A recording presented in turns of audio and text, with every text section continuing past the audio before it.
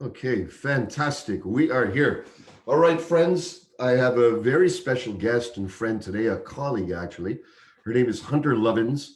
And Hunter, I'm going to share and she'll share about her background, but I have to share first of all my experience with her. And I am and Hunter is part of different groups, different think tanks, different circles that are helping move the future forward in a brighter way, in a more positive, regenerative, earth-oriented way. And what I really love about Hunter is her no bullshit approach. She's very down to earth, a cowgirl, uh, Colorado cowgirl, and one of the most greatest exponents of natural or regenerative or if enlightened capitalism, if you will. And so what I really appreciate is her direct sharing. So let's all welcome everyone, friends, Hunter Lovins today. Welcome, Hunter. Thanks for being here. Okay, thank you. So first of all, I'd love to just have my friends, Warrior Sages here, get a chance to know a little bit about you. So you've had an illustrious career over many years. Tell us what your main gig is, what you're really about, and a little bit about your history, please. My main gig is we're in trouble. The human inhabitants of the earth, and by their hand, most of the rest of the inhabitants of earth are in trouble. We are destroying the life support systems of the planet. The COVID crisis is only the first of many that are coming at us because we have gone too far into the biodiversity of the planet. We're releasing these zoonotic diseases. This was predicted. The science on this is very clear. We are releasing greenhouse gases, carbon dioxide, the 5 other gases. This is causing a climate crisis that is already upon us, as the people in India are now finding with another monster cyclone. The weird weather that is everywhere on the planet, the fires in Australia, and. We live in a time of incredible inequality that is consigning more than half the people on earth to lives of desperation, hunger, inadequacy, at the same time that a few live in unparalleled wealth. This sort of inequality has been shown to be causative of collapse. And so we're seeing collapses all around us. Every damn one of these is fixable. We have the solutions. We know what to do. And so I guess my gig is trying to get those solutions implemented. I work with companies, communities, countries on ways to implement more regenerative practices profitably. So on any given day, I could be with the CEO of a company or with a group of high school kids, or helping to organize a community on some remote part of the planet. Although these days I'm happily stuck in Colorado on my ranch. I raise cattle. We buy and sell horses. Have way too many cats and puppy dogs, and so I live a blessed life. And interestingly, somebody asked me, what's been the effect of COVID on you? I said, for the first time in decades, I got to watch spring. Day by day by day, as spring unfolded in the Rockies, I was there. Yes. Always before, I'm running off to an airplane, and it was kind of cool. Very cool. Hunter, for those who aren't familiar with the term regenerative economies, regenerative businesses, can you flesh that out for us? It turns out the word regenerative, if you accept the translation, first appeared in the Bible. The old Aramaic, and then it was translated into Greek, and then I guess into Latin, and then into English. The concept of nature's regeneration, of spring coming again, appears a number of places in the Bible. In the use in which we are more familiar, it was probably first used in the 30s by Buckminster Fuller, who used it a lot. And shortly before he died, he wrote a book called Grunch of Giants, in which he talked about the universe as a regenerative entity, and that our goal ought to be in accordance with this regenerative nature of the universe. And this has been picked up by a number of people. We used it in the 90s in a book on green development, integrating ecology and real estate. I ran into it again in I guess about 2012, from a man named John Fullerton, who wrote the paper Regenerative Capitalism. And John and I met, a mutual colleague said we needed to know each other. I'd been asked by the king of Bhutan to reinvent the global economy. I mean, it's a true story. And I went, me? Wow. And so reached out to the brightest minds I know and said, help. And a man named Rick Stuckey said, sure, I'll help, but you really ought to talk to this guy, John Fullerton. He put John and me together. John showed me the paper and said, it's not very good. He had released it to a group of very self-satisfied economists who looked down their nose at it, and I met him shortly thereafter. I read it on a plane to Germany and wrote him from 39,000 feet, said, John, wow. In 40 odd years of doing this work, this is the best I've found. He set forth 8 principles of a regenerative system. And yes, they are drawn from the work of many of us, but no one before has put it together quite this brilliantly. So John and I have worked together ever since. And I highly recommend that you go to Capital Institute and download the paper Regenerative Capitalism. In brief, the principles are right relationship, which both owes to the ancient spiritual tradition, more recently to the work of Peter Brown, and to the work of the ecological economists, that the economy is this little linear process inside of society, which is inside of the biosphere. And if you don't have those relationships right, it's going to come unstuck. And as we know, if we don't have our relationships right in our lives, they tend to come unstuck.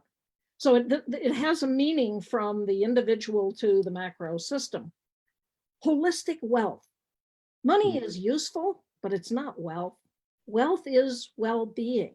It's belonging. It's a sense of purpose. It's being part of something larger than yourself. Edge effect abundance. This is the biomimetic principle that in nature, the most abundant ecosystems are where two come together, where a river meets the ocean in an estuary, where a meadow meets forest, and they're abundant because they're diverse. Engaged participation. We all need to have a say in the systems that affect us. This is the work of Francis Moore Lappé in Economic Democracy. Balance between resilience and efficiency. We have a very, very efficient economic system. It flows money to the top real well. Yes. And it's very brittle and it's breaking now. Yes. But if you have a system that's wholly resilient, it's not terribly efficient. There's value in both. And so it's the balance, it's the harmony. And again, many ancient traditions speak of this concept of balance and of harmony. To me, perhaps the most critical of these principles is that a system honors community and place. Wendell Berry said, what I stand for is what I stand on. We can have a vibrant global economy so long as every place within it has its own integrity. And so if you work through these principles, they apply to almost everything we do. And John said these are the principles upon which the universe operates. And therefore they ought to apply from your life to the global economy. And as you grapple with them and begin to apply them to businesses, to politics, to everything you do, they the depth and sophistication of this concept becomes ever more apparent. And we're all of us students in this. We're all learning how to do this. But this is the best set of guideposts I've found. Beautiful. So these are universal principles that operate on the microcosm of our own life, all the way to the macrocosm. This is what Bucky said, and John, I guess, feels that way as well. You know, you said a little earlier that we actually have all the solutions on this planet. Can you share about what those solutions are on the macro scale, you know, and then I want to get into why aren't we what that's the real crux. Why aren't we living those or applying those or, you know, galvanizing around them, you know, like what are they? What are the solutions and why aren't we doing it? There are many problems in the world, and we'd be here for the next week at least if we tried to go through them all. John and I, a brilliant man named Stuart Wallace, who for many years ran New Economics Foundation, equally brilliant man named Anders Wigman, who for a number of years was co-president of the Club of Rome, European parliamentarian, Swedish diplomat, wrote a book a couple years back called A Finer Future, Creating an Economy in Service to Life, in which we sought to lay out how did we get into the mess we're in. Short answer, neoliberalism, the story of neoliberalism. What is a better story? Short answer, John's principles of regenerative capitalism.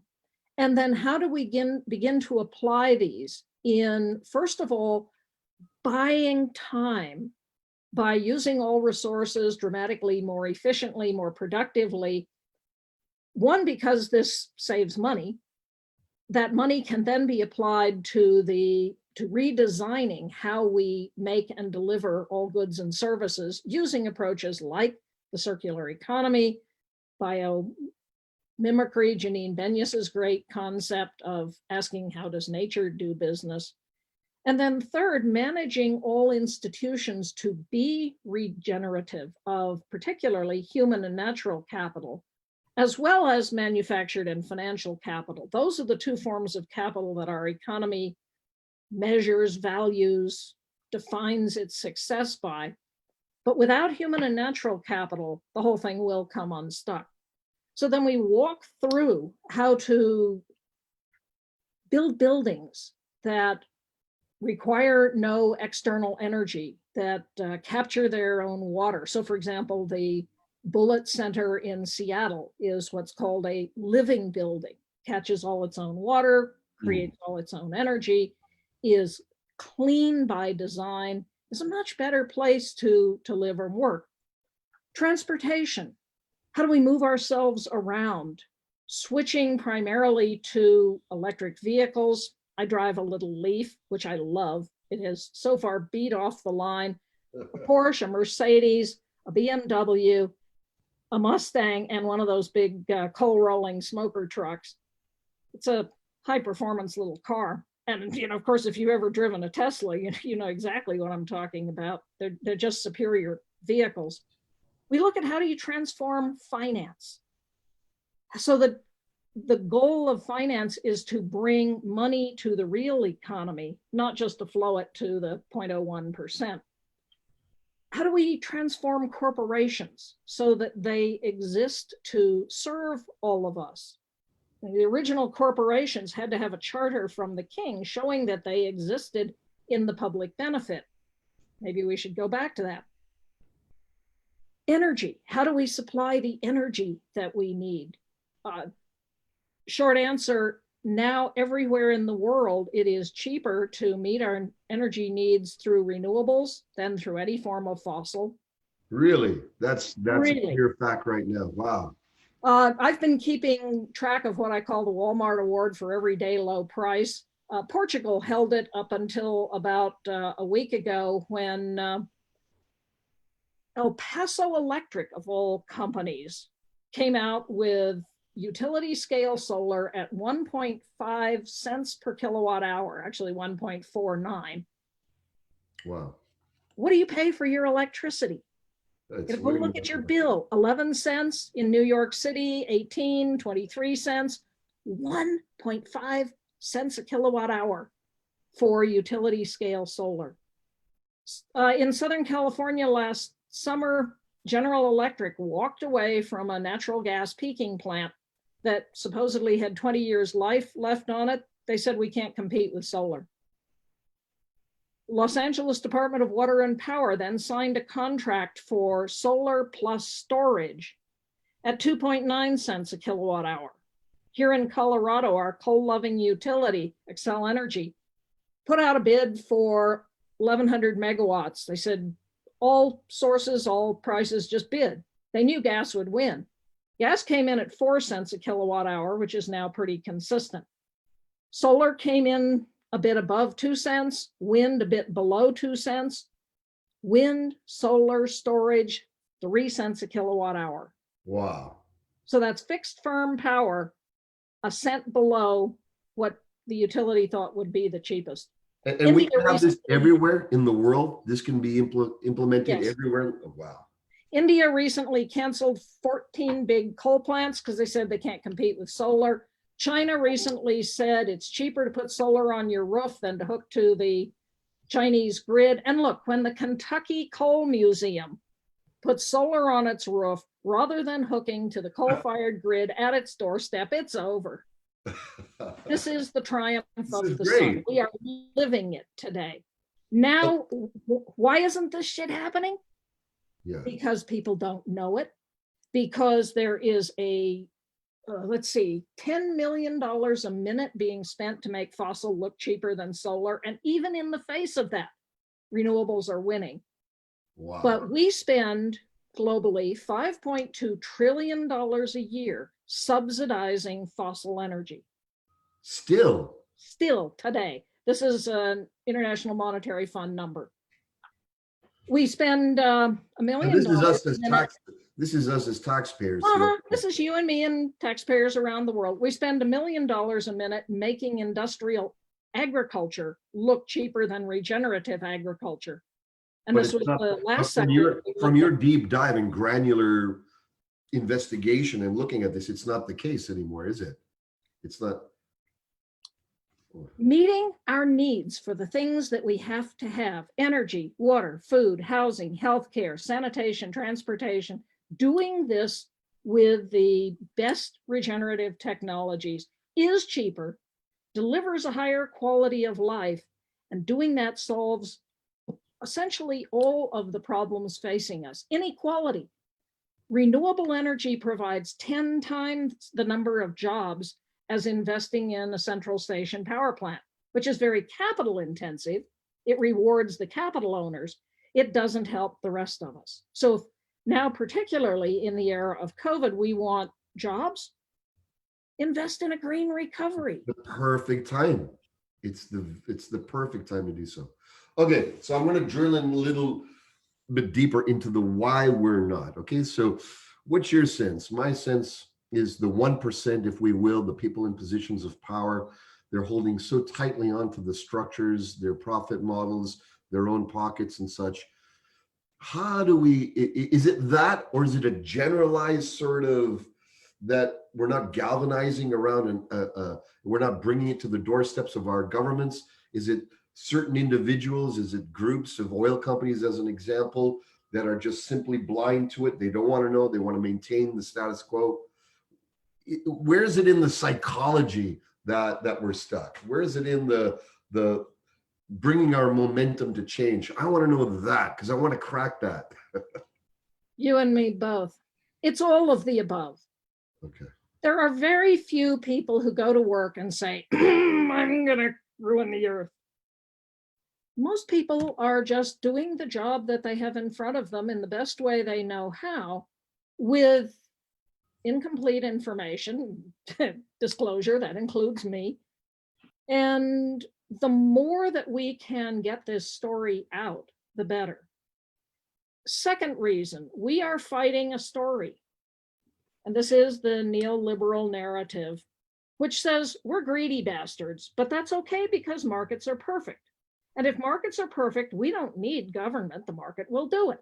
It's like a bad light bulb joke. How many economists does it take to screw in a light bulb? None. The free market will do it. Yeah, right. We all know that the light burns out. Somebody gets to climb a ladder, and it ain't going to be an economist. So we need a better story. And the story that we have in the book A Finer Future that is drawn from, I think, better science is, first of all, humans are not greedy bastards. Some of us have learned to be, but if you look at the archaeology, the anthropology, the evolutionary biology, millennia ago, humans, pre-humans, were down to as few numbers as the now endangered mountain gorillas. Humans, pre-humans almost went extinct. There were many tribes of pre-humans, most of them went extinct. We know this from the DNA.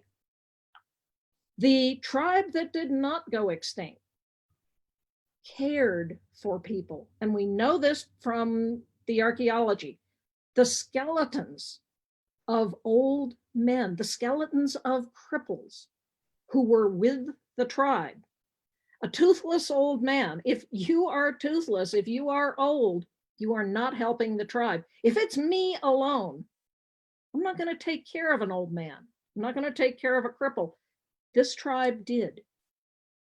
And that caring, say the evolutionary biologists, is in all of us because their DNA is in all of us. These were our ancestors. So when you care for someone, when you perform an act of kindness and you go, maybe I'm not being a good economist. You know, bullshit. You're being a good human. That's what it means to be human, is to care, to bond.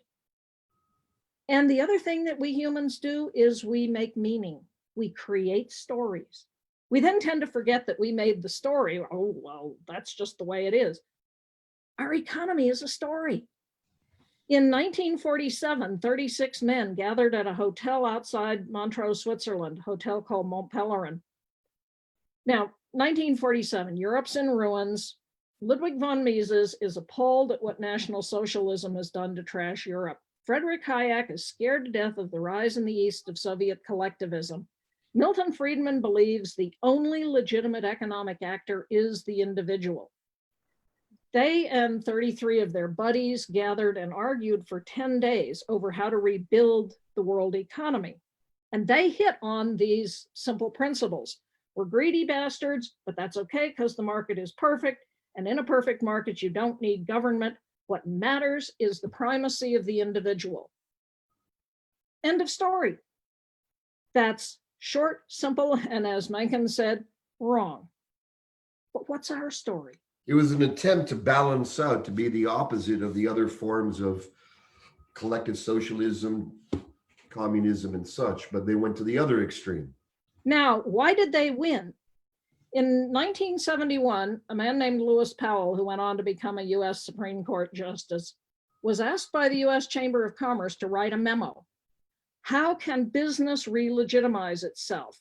71, the 60s have just ended, sex, drugs, rock and roll. Business is feeling a little beat up.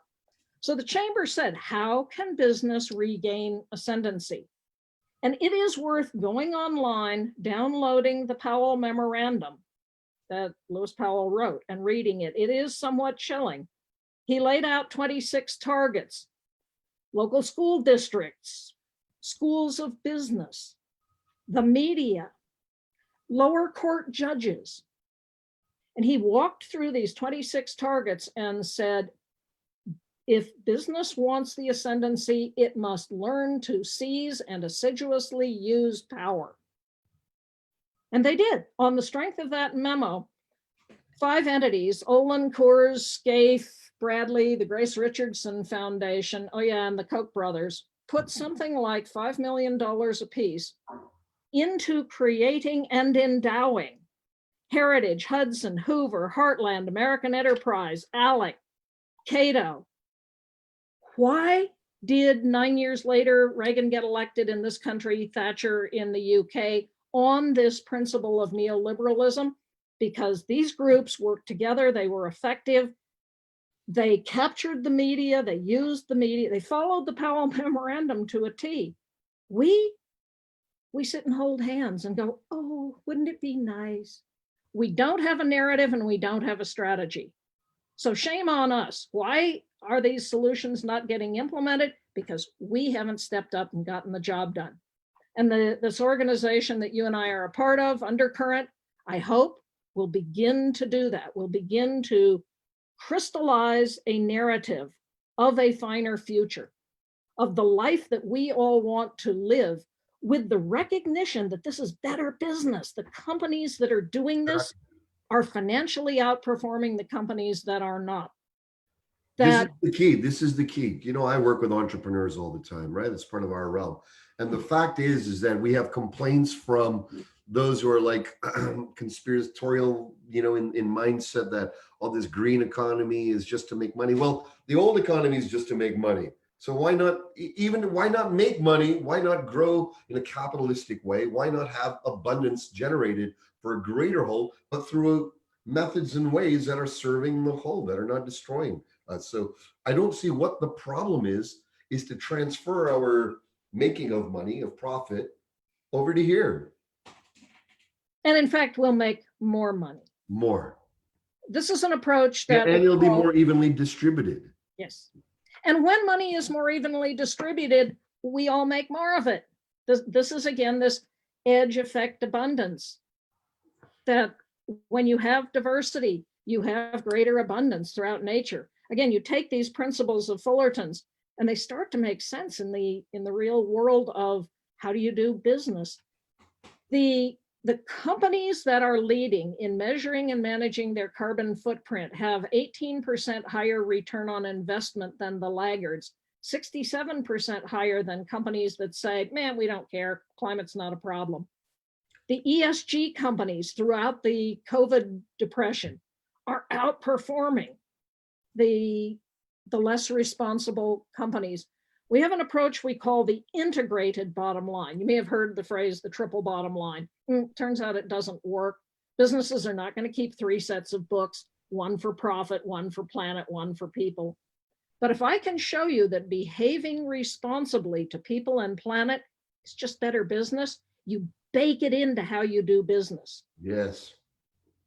And we've counted 13 reasons why behaving responsibly is better business. First, it cuts your costs. Second, it cuts your risks, makes you more insurable, makes you able to get capital from all the burgeoning impact investors.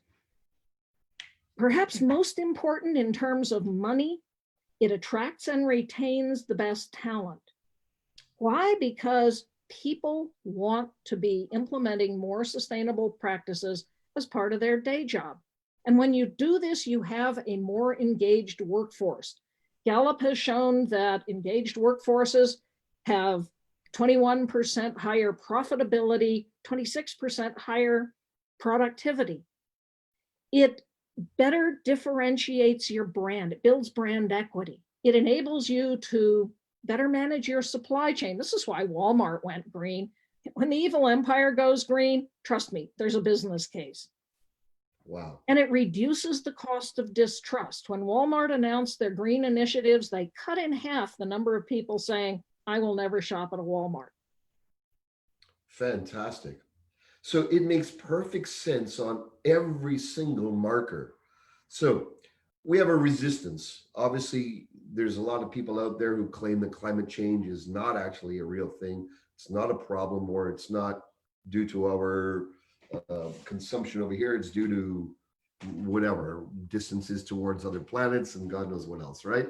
So, but we're seeing through this COVID time, we're seeing the whole environment is going through a rejuvenation. The birds are singing more, the air is fresher, the water is cleaner, and all that. We cannot deny that. We cannot deny what we're seeing firsthand, what we're breathing, what we're experiencing. Seeing this time now, how can we communicate to those that are deniers of climate change, or does it even matter? In other words, is it pollution versus climate change? Should we come in, those within our realm, come in stronger? Well, this is not a climate change is the main thing we got to deal with, but we got to deal with pollution. What's your thought on that whole composition and communication of this? That's a good question. The effort to cut pollution will have the effect of cutting a lot of the greenhouse gas emissions, which is a good thing. I prefer to deal with reality wherever I can. And I think it's worth saying that the climate crisis is upon us. It will be far worse than the COVID crisis. And we have a very narrow window to solve it before we're at risk of runaway climate change. There are what are called amplifications. So if you warm the earth sufficiently, the polar caps melt, that releases an enormous amount of water, and essentially every city on a coastline is going to have to move. The economic cost of that is more than I want to bear.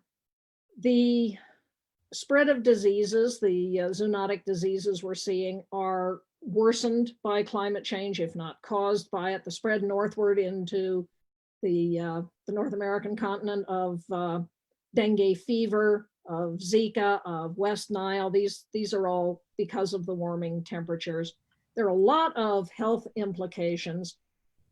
As I mentioned before, emitting carbon is a waste. Call it an unsaleable product. You make it, you're not deriving value from it. And so implementing the efficiency procedures that cut those emissions is just better business.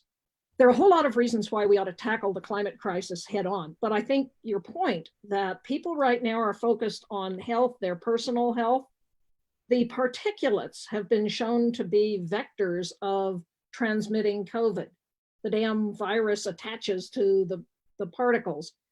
Where people have cleaner air, they are not anywhere near as susceptible to COVID as where the air is dirty. This, by the way, is an environmental justice issue.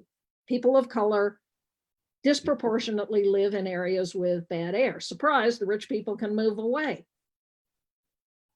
Communities of color are disproportionately where we put the polluting industries. This is just wrong. Again, I think we ought to tackle this stuff head on, but I don't care, whatever narrative best works for the person with whom you're speaking, use that one. Oh, I want to bring you to every boardroom I can find and sit them down, strap them down to a gurney, inject them with ecstasy, and have you sit there and let. Just give them good whiskey and we'll talk. Okay, the hardest question, and it's based on what you just said, and this is really a sobriety call here. You know, you're a scientist. You know, you're a professor. You're looking at this all the time. How long do we have as a human race if we don't do anything? Or if we're just moving at the incremental slow change we are? How much time do we have before before we're extinct? We don't know. Short answer. The old book, Limits to Growth, said if we continue business as usual, the trends on things like pollution and destruction of the environment, industrial production, all go up until sometime between 2015 and 2030, where all of those curves start to tail off and collapse. And we go into a systemic collapse. And they said this won't be caused by any one thing.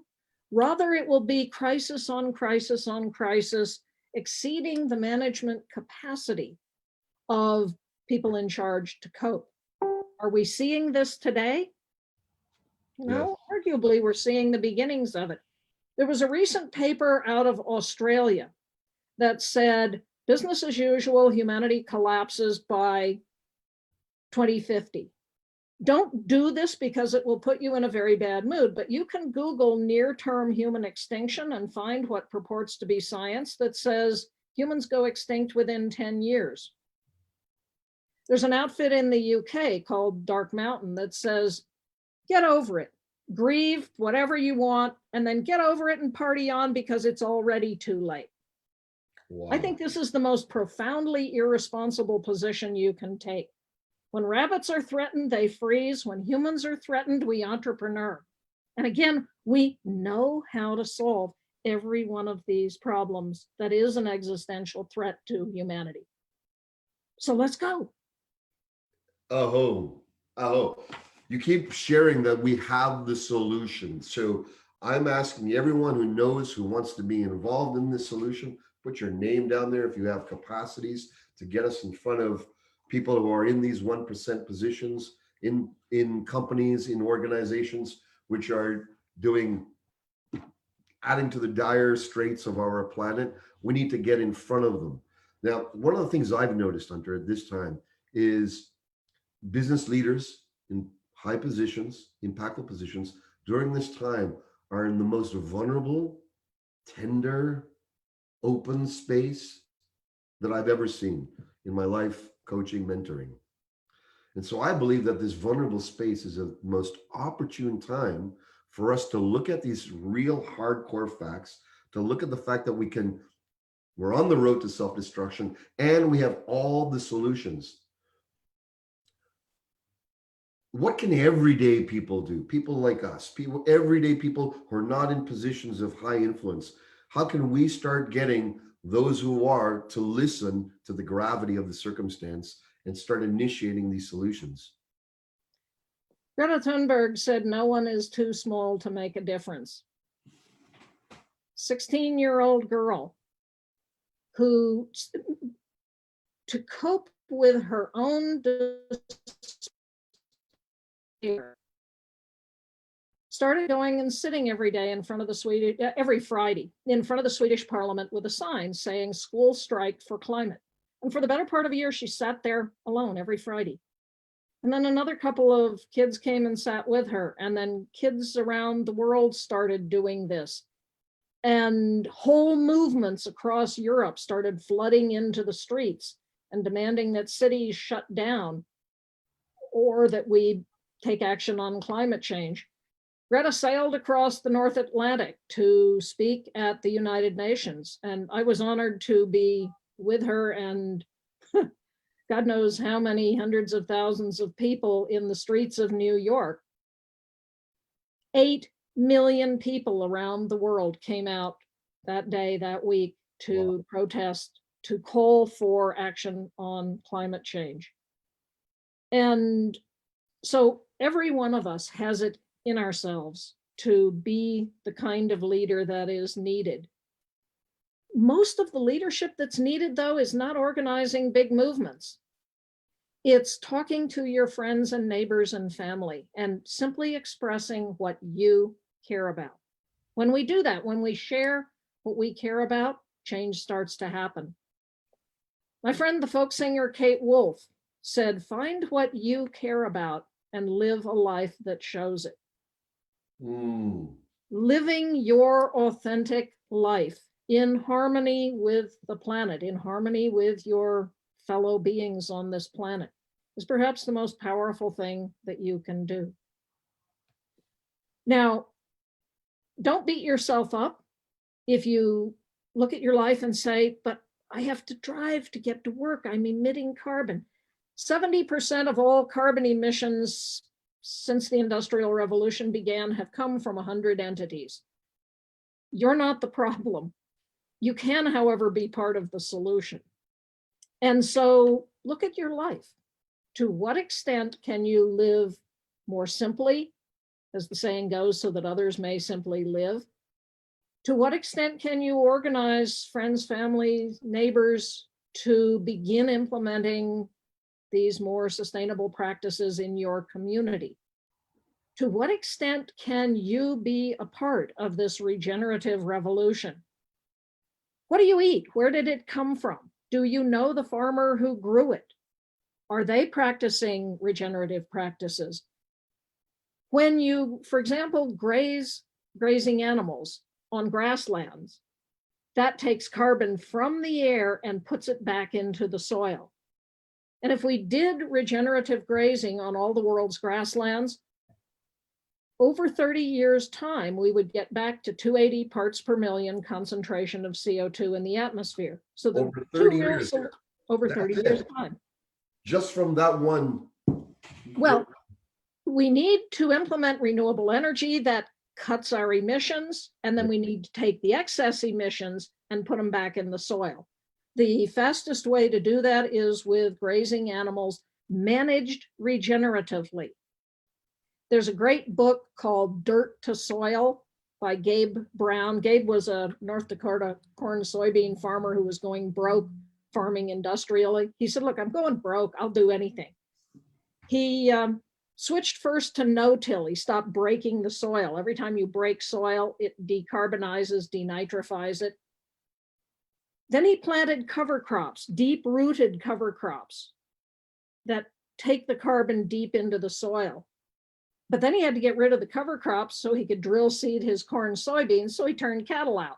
Cattle ate the cover crops.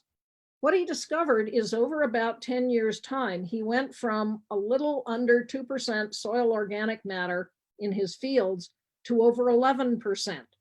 Wow. Every percent soil organic matter is 5 tons of carbon and water holding capacity of about 20,000 gallons. So in a world that's getting hotter and drier, that water holding capacity is an economic value to farmers. Or any of us can help with this by buying produce that has been regeneratively produced. Make sure your beef is grass-fed, not industrial corn-fed. By the way, you'll be healthier eating that. Where do your vegetables come from? Are your eggs industrially produced? That's part of the problem. Or are you buying from local farmers and ranchers who turn the chickens out to scratch in the dirt, eat the bugs? That can be part of a regenerative farm operation. There's a man named Joel Salatin, Polyface Farms in Swope, Virginia, and there are lots of videos of Joel showing what he's doing on his ground. And again, increasing soil carbon. Will Harris down in Bluffton, Georgia, he hires 137 workers on his 2,500 acres. His neighbor commodity peanut farmer hires 4, same acreage. Wow. Will is bringing economic development back to Bluffton, Georgia. And you go into the little town, you can see it. Houses are being rebuilt. The kudzu is being cleared away. Again, this is a whole system set of solutions. And you can be a part of it. You can mail order food from White Oak Pastures, which is Will's operation, from Nourished by Nature, from Gabe Brown. Now, Joel Salatin says, I will not sell more than 100 miles away from where I live. So you can't mail order from him. Wow. But find the people where you live. Yes. Who are farming, ranching regeneratively, and buy from them. Wow. It sounds so simple and so easy. It's like a return to our natural way of life. But still taking with us the wonders of our technology, but in service to life, not in service to production or service to an economy, but in service to life. I love all that you're sharing here. What bothers you the most? What bothers you the most I'll tell you what bothers me the most. We have governments which seem very inept. Government is a big term, but I'm talking those who get voted in. They have so many cross intentions. They have so many things to fulfill. They have that really bothers me. And what bothers me is that all the backhanding dealings behind that, they're not for the people. So that's one of the things that bothers me. And what also bothers me is having CEOs, leaders in businesses that know what they're causing, that know the detriment that they're causing to the greater whole, but continue to push forward with their agendas. What bothers you the most? Change agents who waste time. We know what we need to be doing. I spent an hour on a call yesterday with 400 odd people, a new initiative that is being set up in theory to implement all of these ideas. And it was just back to the beginning. The people who were running this call spent 39 minutes playing music and showing pretty pictures and talking about how we all need to come together. No, we don't. We all need to get to work. And so I wrote them a rather stiff letter afterwards and said, look, you had people on that call who know the facts, the figures, the science, who know what needs to be done. What we need is a narrative and a strategy. If you can deliver that, I'm in. Otherwise, I'm just not and we need the thawing of the cognitive dissonance that's going on. It's like we know it here, and yet we're living like it's not actually going to happen. These destructive patterns that we're talking about until they come upon us. And perhaps that's the problem with us as humans. We got to have the devil come to our door before we do something about it. And I hope that's not the case. We're hardwired to act if we see a saber-toothed tiger. Slow creeping problems are just not in our DNA to deal effectively with. And so we need to use this big brain that we claim to have to imagine how bad it can be and act. I'm given hope by several things. One, the young people who are rising up, the Gretas of the world. And there are many, many more young people than Greta who are committing to their communities, committing in their schools, in their lives to drive change. Two, the corporate leaders, and there are a growing number of them. I was honored to work with Ray Anderson, the visionary leader of Interface Carpets. Ray had an epiphany back in about 1995. He bought a company in Europe, and the employees said, "What's your environmental policy?" And Ray said, "Do we have one? Quick, somebody get me a book on the environment." Joyce Laval, his head of HR, handed him a copy of Paul Hawken's book, Ecology of Commerce.